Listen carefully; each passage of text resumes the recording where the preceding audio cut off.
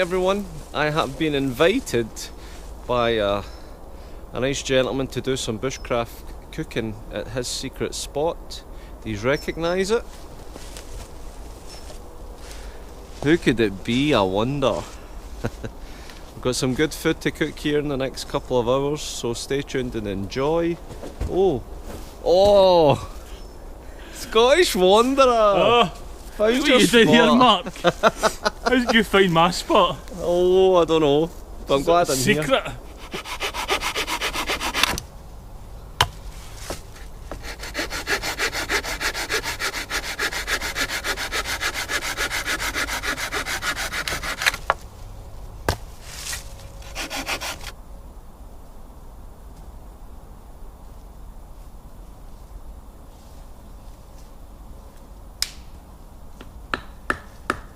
Rightio, enough bit of firewood here.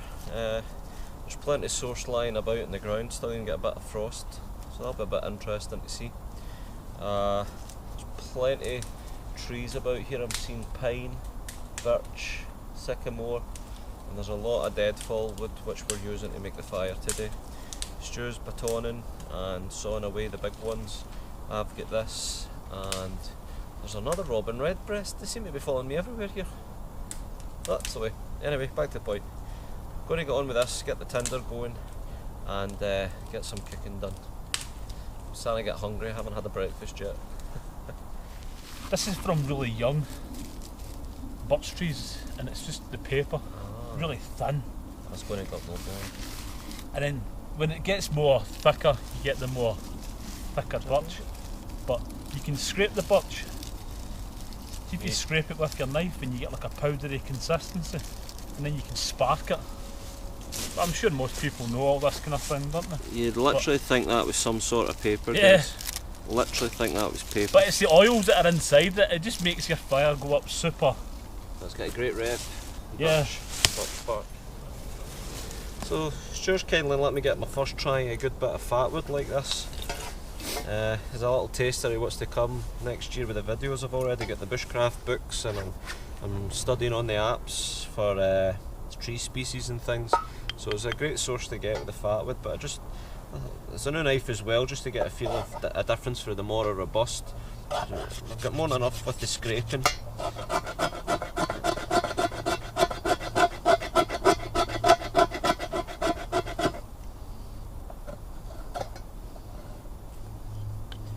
Sturdy handle, that knife. Yes, I like it. It's good for battening. I know I like the sheath. It's made by Country Prepper, so anybody that's watching that's a prepper in America, they'll know Country Prepper. Good guy. I like his videos. Check out, good craftsmanship, Country Prepper. Even feathering it, that's lovely. But yeah, we've got enough to start there with the birch bark. Good to go.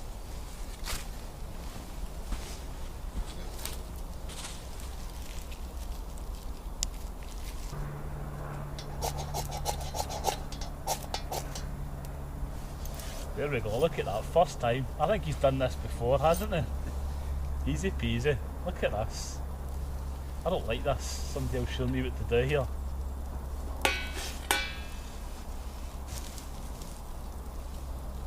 Yeah, you can't come back camp with me again, Mark. Without cooking, sorry. You ain't been watching my videos, Stu.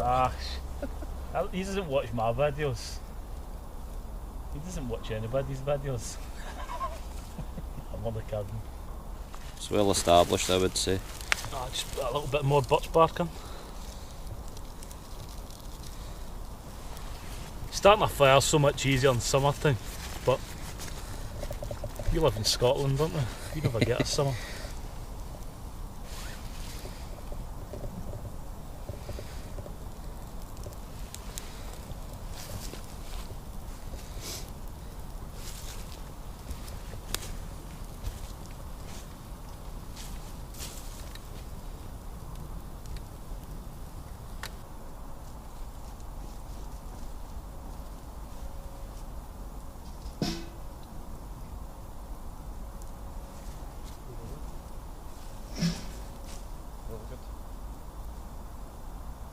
Okay everyone, For appetizers we have mussels and white wine sauce. We can on the billy can over the grill as an appetizer. Stuart, when he kindly invited me to come, is providing the turkey, which is in here, and we have that accompanied by traditional veg, which is the carrots and Brussels sprouts. Probably best we ain't doing an overnighter. So that's all. Obviously we'll get the oven here, get the chicken in a good hour and a half. We'll time it well for an appetizer just before pulling it out and enjoying it.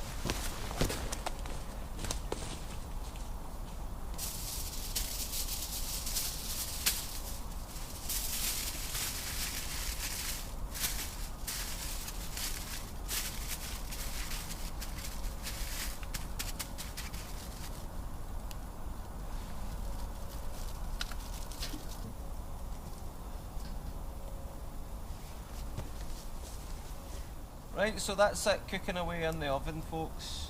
Thermometer got it way up sky high, and that'll be in there for at least an hour and a half, going well. We're going to get the appetizers on soon, but we're going to have a little bit of camp chat, a catch up, and before we enjoy this meal together.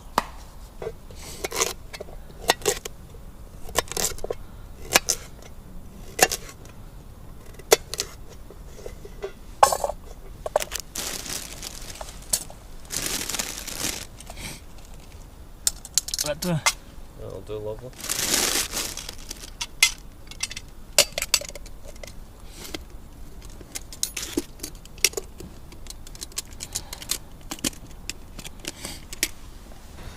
Rightio folks, time for the appetizers. Getting the mussels and the white wine sauce. Let's get in the billy can, on the grill. The coals are just perfect. Main meal's cooking away lovely. It's time to get these darlings in here. Up. Yep, good tea.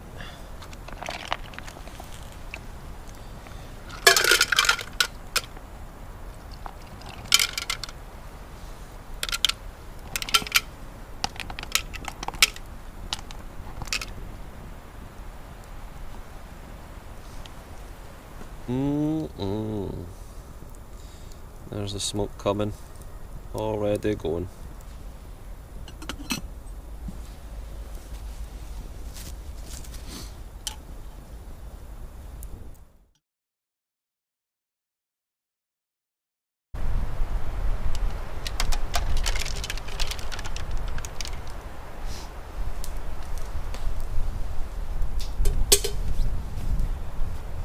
Bon appetit! We say grace. You want to say grace? Yeah, you can say grace, man. Thank you, Lord, for this food that we've received from your bounty through Christ our Lord. We thank you for the company and for the year that we've had as we approach now the Christmas. We pray for all our families, our friends, our viewers, and give us a blessing 2018 when it comes. Amen. Amen. That was a nice surprise, mate. Thanks very much. Is it something you do often yourself? I'm not a grace person, but I should be doing it. I've lost the habit of it. There's always a tradition that we do it at the Christmas meal. But there's never a harm in saying thank you for what, being thankful, I suppose. Thanks very much. It's a nice gesture. Get a bit of that sauce. Oh, got it just right, yeah? Allah.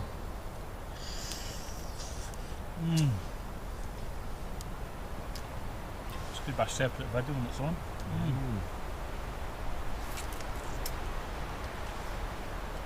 Nice heat, good company, nice surroundings, tasty food.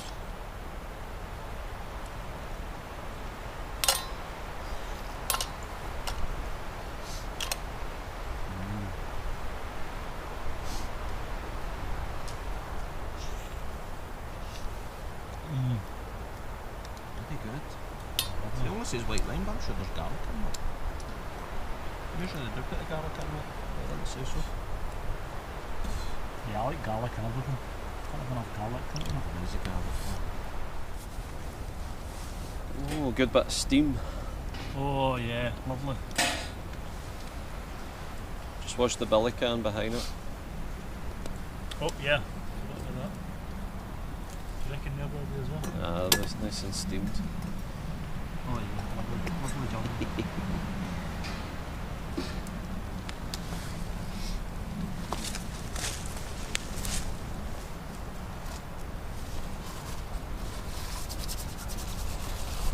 Ooh!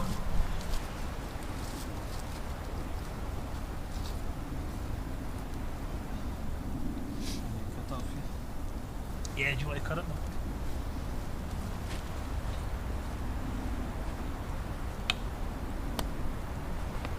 Oh yeah, beautiful. Put a little bit in mine as well. Well, you want it sliced or half? Yeah, I just half. I'll just gobble it. I'm waiting for it on my fork, so I always forget something, but Same here.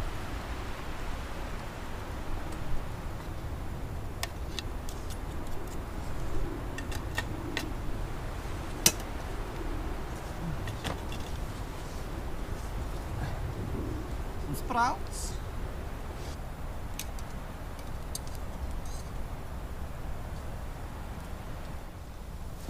So what was meant to be an idea of a Christmas dinner is went back to the hunter's chicken. No potatoes, but I've invited Stuart to my permanent bushcraft shelter. You've seen the videos, and we're going to do a proper Christmas dinner, Christmas hats and all.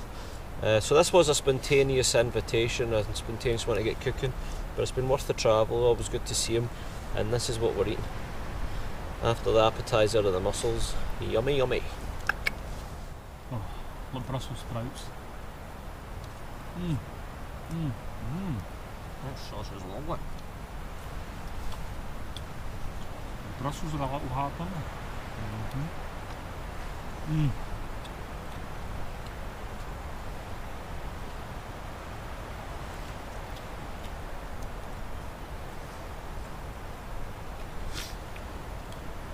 Good now.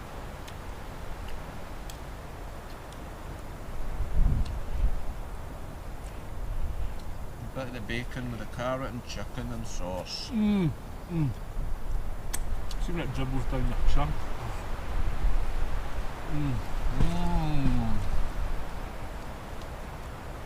We're making everybody jealous here, won't we? Oh, he's missing out. You can't beat that, sitting in a cold with them. The carrots have got a good crunch flavour.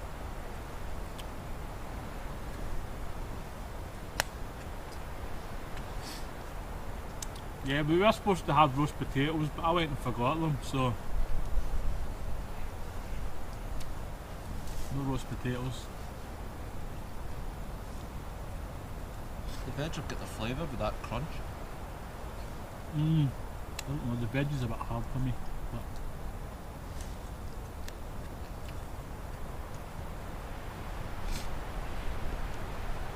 the chicken's delicious. You should have a little bit of crunch in your veg as a sign that there's still some nutrients in it. Apparently here in Britain, including us Scots, we're actually known for overboiling a lot of foods according to the Nutrition Association. So a crunch is a good sign of nutrition. Maybe not as crunchy. I think that's sort of like one.